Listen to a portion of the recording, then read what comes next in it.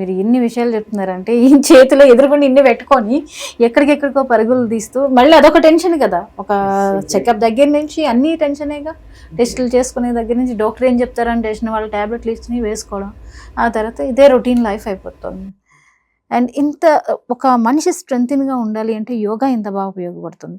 ఇక ఆయుర్వేదం విషయానికి వస్తే మనం ఒక జలుబు కావచ్చు, ఒక వారం రోజులు ఖచ్చితంగా ఉంటుంది, లేదా ఒక ఫీవర్ కావచ్చు, వారం రోజులు వేసుకోకపోతే 7 రోజులు. దానికి హోమ్ రెమెడీస్ ఏమన్నా ఉన్నాయి? జలుబు వచ్చింది అంటే ఇనిషియల్ మనకి తుమ్ములతో స్టార్ట్ అవుతుంది కదా, అప్పుడు ఏం చేయొచ్చు? చూడండి, మనకి కొద్దిగా జలుబు వచ్చే ముందు మనకి సింటమ్స్ తెలుస్తాయి. ఓకే, కొద్దిగా ముక్కంతా నసనసగా అవడం, గొంతు నసనసగా అవడం తెలుస్తుంది కదా. వెంటనే మనము ఒక 2 గ్లాసుల వాటర్ తీసుకొని బాగా బాయిల్ చేసేసి దాన్ని వాటర్ని మంచిగా మరిగి పొగలు వస్తూ ఉంటాయి కదా, స్టీమ్ వస్తూ ఉంటుంది కదా. ఆ వచ్చినప్పుడు దాంట్లో ఒక 1/2 స్పూన్ పసుపు వేసేసి ఫ్యూమ్స్ తీసుకున్నాం అనుకోండి వాటివి.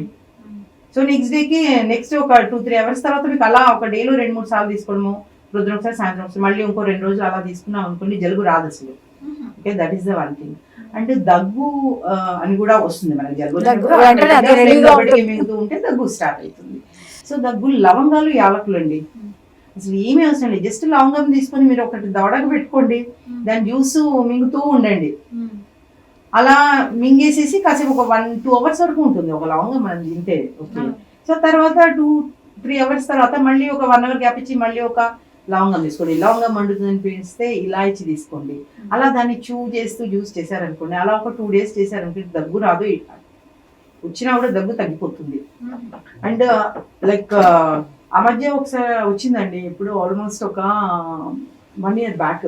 దగ్గు అంటే అది ఏ మెడిసిన్స్, ఎన్ని యాంటీబయాటిక్స్ తీసుకున్నా కూడా దగ్గు అసలు తగ్గేది కాదు చాలా మందికి. అవును, ఇప్పుడు కూడా కొన్ని ఉన్నాయి మేడం, 1 వీక్ అయినా 10 days అయినా కాఫ్ తగ్గట్లేదు. సో అలాంటి కాఫ్స్ కూడా మేము ట్రీట్ చేస్తాము జస్ట్ విత్ ఇలాయచీ లవంగాలతోనే. ఎంతో మంది పేషెంట్స్ కి ఇలాయచీ లవంగాలేనండి, ఇంకా ఏమీ లేవు ఇచ్చింది వాళ్ళకి. జస్ట్ కంటిన్యూస్ గా వాటిని చూ చేయడం. ఈవెన్ రాత్రిలో కూడా చాలా దగ్గు వచ్చిన వాళ్ళు అప్పుడు చాలా వచ్చింది ఒక 1 year బ్యాక్ విపరీతంగా. ఎన్నో కేసులు. ఈవెన్ నైట్ లో కూడా పడుకుంటప్పుడు ఒకటి పక్కన దవడకు పెట్టుకొని పడుకుంటే దగ్గు రాకుండా, అలా మిడ్ నైట్ మళ్ళీ ఒకసారి మధ్యలో లేచినప్పుడు ఇంకొకటి, అలా కంటిన్యూస్ గా వీటిని యూజ్ చేయడం వల్ల ఈ రెండే ఎక్కువ, వేరే కూడా మేము ఎక్కువ యూజ్ చేయలేదండి.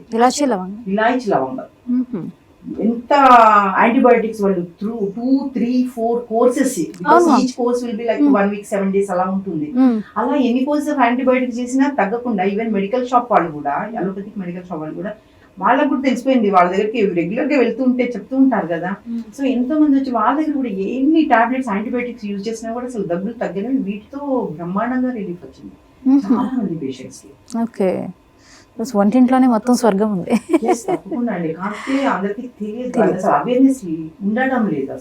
ఎట్లా అయిపోయిందంటే పెద్దవాళ్ళు ఏదో చెప్తారులే అని, ఒకవేళ చెప్పేవాళ్ళు ఉంటే దాన్ని యూటిలైజ్ చేసుకునే పరిస్థితులు ఇప్పుడు జనరేషన్ లేరు. అదేముంది, టాబ్లెట్ వేసుకుంటే ఈజీ ప్రాసెస్కి అలవాటు పడిపోయారు మ్యామ్.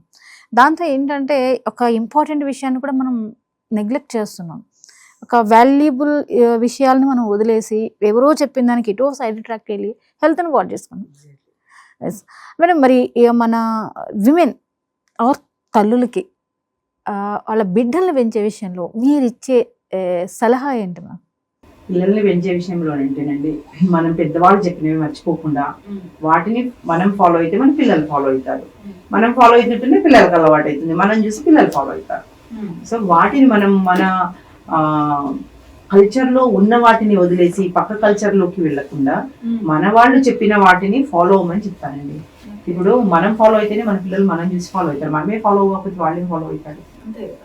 సో మనం ఫాలో అవ్వాలని చెప్తాము. మన పిల్లలు ఆటోమేటిక్ గా వాళ్ళు కరెక్ట్ అయిపోతారు, మనం వాళ్ళకి చెప్పాల్సిన అవసరం లేదు, మనం చూసి వాళ్ళు నేర్చేసేసుకుంటారు. సో మన కల్చర్ లో ఉన్న వాటిని మర్చిపోకండి, మన వంటింటిని మర్చిపోకండి. మన వంటింట్లో ఉన్న ఏవైతే సామాగ్రి ఉందో అదే పెద్ద ఫార్మసీ, అంతర్మించిన ఫార్మసీ లేదు.